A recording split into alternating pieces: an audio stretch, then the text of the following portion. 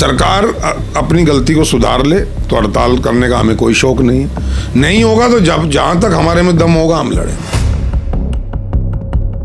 बस थोपने वाली बात हो गई। ये धीरे धीरे जुडिशियल सिस्टम को खत्म करने की एक गहरी चाल है, मैं कहूँगा, और इस चाल को वकील कामयाब नहीं होने देंगे। कि जितने भी पुलिस ऑफिसर्स हैं, पुलिस मैन हैं, वो कोई भी गवाही या अपना बयान या अपनी स्टेटमेंट वो वीडियो कॉन्फ्रेंसिंग के जरिए वो थाने में बैठकर डेजिग्नेटेड रूम बना दिए गए, प्लेस बना दिए गए, वहाँ से दे सकता है। 13 अगस्त को ऑनरेबल लेफ्टिनेंट गवर्नर साहब ने नोटिफिकेशन जारी किया था।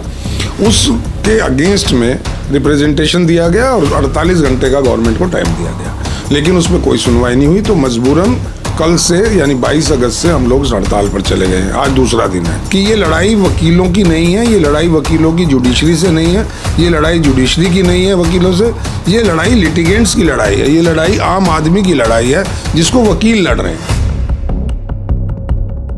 अब वो वहाँ बैठकर गवाही देगा, वहाँ बैठकर वो अपना बयान दर्ज कराएगा, तो ये नेक्स्ट टू इम्पॉसिबल होगा वकील के लिए कि उसके मुंह से सच उगलवाया जाए। और अगर पुलिस वाले के मुंह से सच नहीं उगलवाया गया तो हमारा जिसके लिए हम लड़ रहे हैं उसको न्याय नहीं मिल सकता। थंब रूल है कि हम न्याय दिलवाएं, पब्लिक को न्याय मिले। उस न्याय मिलने में ये एक बहुत बड़ी बाधा है, न्याय नहीं मिलेगा इससे। प्रैक्टिकल नहीं थे, ग्राउंड रियलिटी से बहुत दूर थे, इसलिए वो एक थोप दिया गया। और क्योंकि सरकार मेजोरिटी की थी, कोई बोला नहीं और वो हमारे ऊपर थोप दिया गया। आज भी पुलिस भी परेशान है, पब्लिक भी परेशान है, एडवोकेट्स भी परेशान है और जुडिशरी भी परेशान है। आखिरी दम तक विरोध करेंगे। अगर इसका विरोध नहीं किया गया तो जो न्याय सिस्टम है वो कोलैप्स कर जाएगा। एलजी साहब का घेराव करें या हमें मिनिस्ट्री का घेराव करना पड़ा, हमें सड़कों पे उतरना पड़ा, नेबरहुड के जो एडवोकेट्स हैं, जो वहाँ की तमाम बार्स हैं स्टेट्स की, उनका कोऑपरेशन लेना पड़ा तो वो भी लेंगे।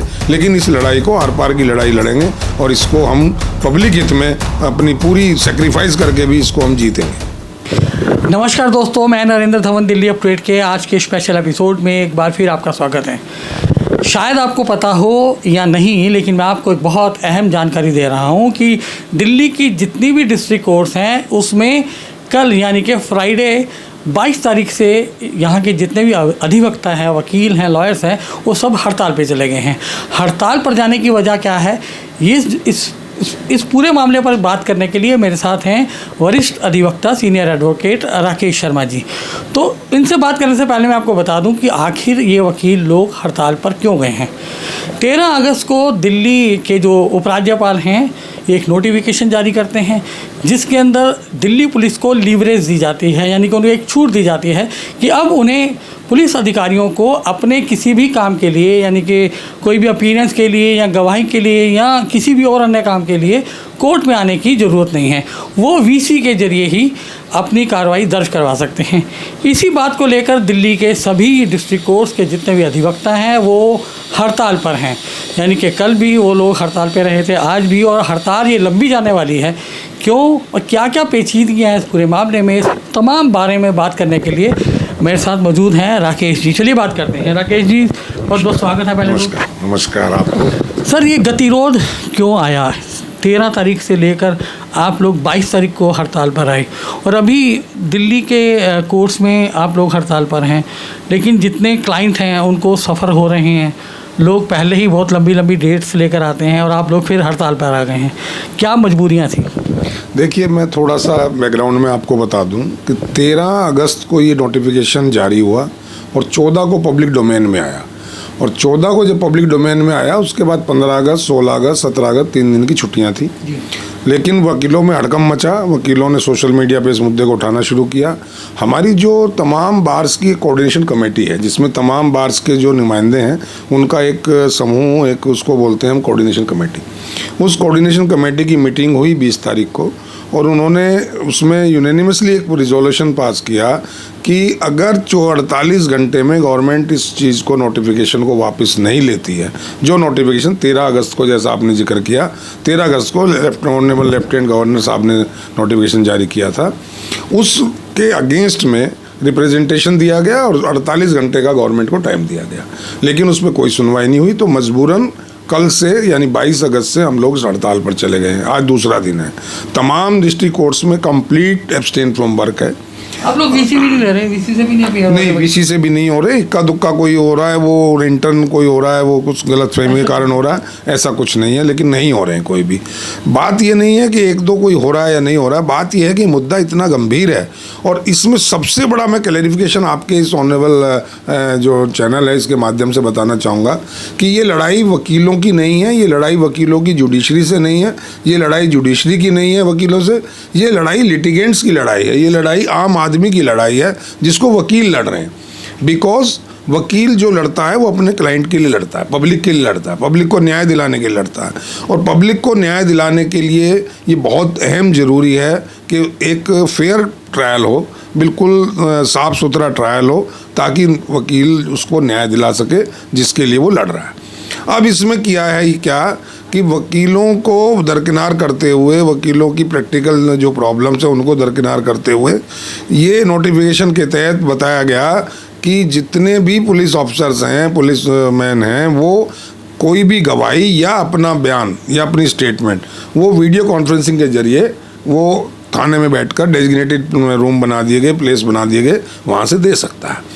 अब वो वहाँ बैठकर गवाही देगा, वहाँ बैठकर वो अपना बयान दर्ज कराएगा, तो ये नेक्स्ट टू इम्पॉसिबल होगा वकील के लिए कि उसके मुंह से सच उगलवाया जाए। और अगर पुलिस वाले के मुंह से सच नहीं उगलवाया गया तो हमारा जिसके लिए हम लड़ रहे हैं उसको न्याय नहीं मिल सकता। मतलब डायरेक्ट जो नुकसान है वो क्लाइंट को, पब्लिक को नुकसान है। आज जो पब्लिक सफ़र कर रही है हमारे स्ट्राइक पे जाने से, या कल किया है या हो सकता है मंडे भी करे, तो ये हम उन्हीं के लिए लड़ रहे हैं। हम तो अपना नुकसान करके पब्लिक के लिए लड़ रहे हैं। मतलब ये लड़ाई आपकी दिल्ली सरकार से है, दिल्ली के? जी नहीं, दिल्ली, ये सेंट्रल से। अच्छा, ये सेंट्रल से, ये नोटिफिकेशन सेंटर से जारी हुआ है। तो अभी ये देश के और राज्यों में भी है ये? अभी वहाँ नहीं है, लेकिन जब यहाँ हो गया है तो नेचुरली वहाँ भी हो जाएगा। ये तो एक वायरस है और गलत चीज़ें बड़ी जल्दी फैलती हैं, तो ये भी एक गलत परंपरा का शुरुआत की गई है। इसके पुरजोर विरोध में तमाम वकील, जो लड़ाई है वो केंद्र सरकार से है। लड़ाई क्या है, हमारा कोई भी अगर राइट है हमारा कि हम न्याय दिलवाएं, और गवर्नमेंट ऑफ इंडिया या ऑनरेबल सुप्रीम कोर्ट या तमाम जुडिशरी सिस्टम का ये एक थंब रूल है कि हम न्याय दिलवाएं और पब्लिक को न्याय मिले। उस न्याय मिलने में ये एक बहुत बड़ी बाधा है, न्याय नहीं मिलेगा इससे। तो राकेश जी, मैं एक चीज़ और जानना चाहूँगा कि इतने बड़े बड़े डिसीजन जब ले लिए जाते हैं, जब ग्राउंड लेवल पे आते हैं, उसकी हकीकत उनको फिजिबल नहीं होता उसको इम्प्लीमेंट करना, तो जो ऊपर के लेवल पे लोग बैठे हुए हैं, आखिर वो इस तरह के कानून क्यों ले आते हैं, इस तरह की नोटिफिकेशन क्यों जारी कर देते हैं? देखिए, ये बड़ा पेचीदा और बड़ा अहम सवाल है। दरअसल जब ग्राउंड रियलिटीज़ को ना जानने वाले लोग पॉलिसी मेकर्स हो जाते हैं, पॉलिसी बनाने लगते हैं, या सिर्फ कुछ चीज़ों में खाम बदलाव लाने की कोशिश करते हैं, तो उसके नतीजे बड़े गंभीर होते हैं।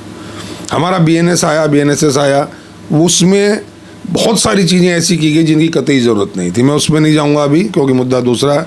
वरना सपोज मैं एक छोटा सा एग्जांपल दे रहा हूँ, अभी तक IPC में 302 जो धारा थी, 302 जो मर्डर के लिए हम उसमें करते, 300 अटेम्प्ट टू मर्डर, अगर उसको अब इसमें इन्होंने 105 कर दिया या दूसरी कोई धारा बना दी है, तो इससे उस सेक्शन में क्या फ़र्क पड़ा।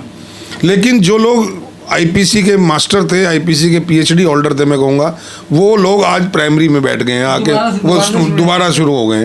वो क्या ज़रूरत थी? अरे जो तुम्हें लगता था सेक्शंस काम के नहीं है उन्हें डिलीट कर देते, जिनमें अमेंडमेंट लानी थी उनमें सेक्शन में अमेंडमेंट ले आते, 302A ले आते, 302B ले आते, तो इजी रहता। बट प्रैक्टिकल नहीं थे, ग्राउंड रियलिटी से बहुत दूर थे, इसलिए वो एक थोप दिया गया।